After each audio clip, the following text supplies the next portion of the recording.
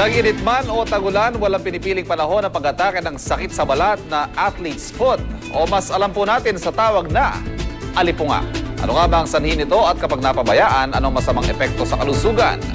Alamin natin yan sa Doctor on Duty. Laging laman ng Commonwealth Market ang 21 anyos na si Joel. Bilang trabahador, kailangan niyang mapanatiling maayos at malinis ang kanilang tindahan ng isda. Pero sa kalilinis, hindi raw niya maiwasang laging mabasa ang kanyang mga paa. Ang resulta, alipunga. Titinda akong isda. Yung paa ko, sa tubig. Nangangati. Tapos ma-update. Pag nabasa. 2 linggo na raw nagtitiis si Joel sa kati at kakaibang amoy ng kanyang paa. Pero hindi lang ang mga daliri ng kanyang paa ang inatake ng alipunga, pati na rin ang kanyang talampakan na puntirya.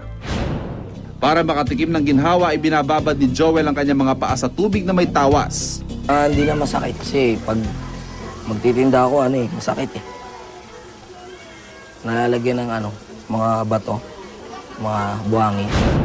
Pero ayon sa mga eksperto, hindi ito epektibong paraan ng pagtatanggal ng alipunga. Yung tawas kasi known medicine, or well, actually known remedy siya for excessive sweating.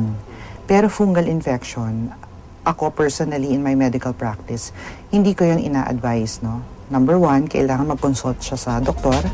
Para hindi raw dapuan ng alipunga, dapat panatilihing tuyo ang ating mga paa at maging malinis sa pangangatawan. Ensure that meron kayong boots, rubber boots. Number 2, of course, if you can avoid walking in the flood, better. Then keep your feet dry all the time. As much as possible, kung maiiwasan, don't share towels. Personal na magagamit yan. And of course, kapag infected na kayo with an infection sa balat, do consult a doctor. Please avoid na mag-depend kayo sa yung self-medication. No.